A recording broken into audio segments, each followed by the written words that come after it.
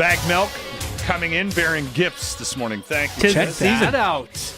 Brand new flag for the studio. And they're huge. Yeah, that is. James, you could sleep with that. Hey, can I ask you, who comes up with your merch ideas? We all do. It kind of, sometimes we'll think of an idea and we'll shoot it around the horn and see what comes out. You guys got good stuff. You got cool stuff. The point is that we kind of want you to be able to wear nation gear, whatever you're doing. Not just on game day, but just as a good piece of clothing. Going out with the boys, the girls, you throw on a nation gear tee, go to the pub. With the way the season's going, I was going to bust out my Pray for Playoffs gear again. 'Tis the season. It's almost time. Grant, I think, every other day is wearing Oilers Nation gear. Grant is one of our biggest I'm the model. poster child models of all time. Like last year, we had you on the front page of The Sun. You were wearing one of our shirts. That's the Journal. right. It's so good. Some of the bars had pictures of me on the Facebook page, and I was wearing Oiler Nation gear. Anytime I see you like on social media, I'm like, oh yeah, there's the hat. And there's the, Good for you. We kind of equated the season earlier today, just before we got into our first news and sports in the 5 o'clock hour, to that text you get from the boss or an email or from the wife where she'll send you a quick note and she'll say, "We need to talk tonight." Where you've sort of just settled in, and that period of time between the talk, the text, and then the talk, where you're sort of, it's bad news. It's just, you know what I mean? That's the season to me. That's where we're at right now. And then Grant was saying, when I was saying that, yeah, but they've won 2 in a row. I even with that win last night, I'm still not out of that we need to talk tonight sort of feeling I have about our Edmonton Oilers. Yeah, I mean, I think you're right. Like last night's win was not pretty, and it was against a real bad team. Thank you. See? But if they would have lost that game, I think it would have been a real low point. It would have been the saddest can of beets I've had to eat since Friday when they lost against Buffalo. But I think you're right, though. They got the text, we need to talk. They fired one back. What about? Yeah. And the little dots aren't coming back. It's just like, oh, we got to wait and see what happens. It's weird. They're playing better. Yeah. But they're by no means out of the woods.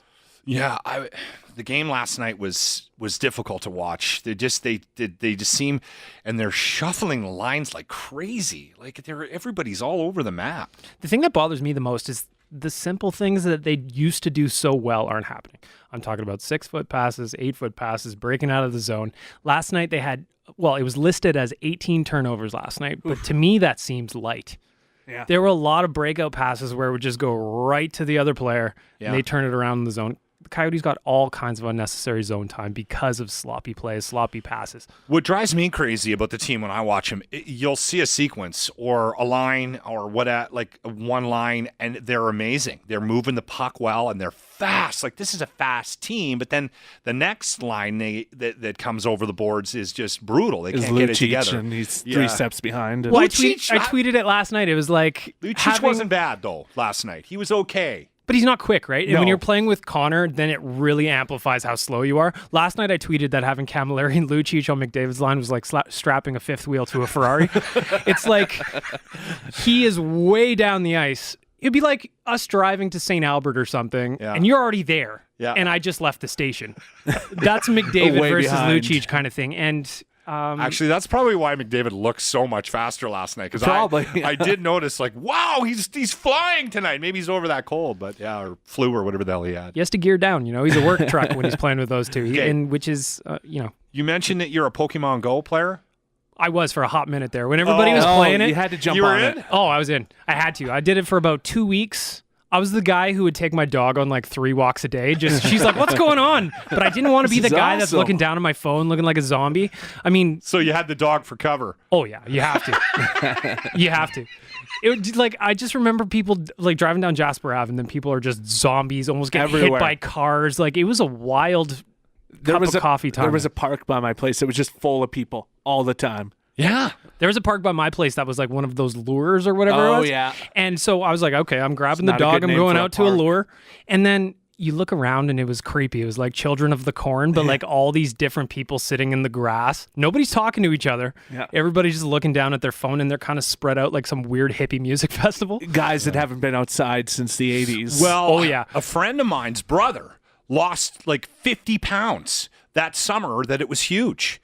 And trust me, he needed to lose the weight. He's not a healthy guy, right? But it was the only exercise that the guy was getting for years, Sure. right? He finally came out of his garage, stopped smoking weed for a summer, and played Pokemon Go. He was wildly addicted to it, right? Like I saw these two dudes driving around my neighborhood all the time. They would do the thing where they would get in their car and crawl along. Oh, Because yeah. then you would crack your eggs just because you would get your I quote have unquote no steps. idea what you guys are talking about. We're talking nerdy this morning on the locker room. This is getting nerdy. One more Oiler thing for me. Have you seen anything about a possible like Ian Cole trade? Yeah, that's driving me nuts. Yeah, Because the rumor was because I did hear something about that. Nuge for Ian Cole, No, which is no. Horrible nuts. trade. It's horrible. I mean, especially like the Oilers need scoring, and I don't think anybody would disagree with that. So where's the logic in trading your third leading scorer? Nuge looks great this year. Looks fantastic. Game-winning goal last night. He's my boy. Nuge. Keep Nuge. I love you. Okay, thanks for popping in. Thank you. Where do we get these flags? Can we order them online at OilersNation.com? Absolutely. Nationgear.ca. Get yourself a flag. There you Fly go. the flag. Baggedmilk, Oilers Nation. Thanks for the visit. The Locker Room, 95.7 Cruise FM.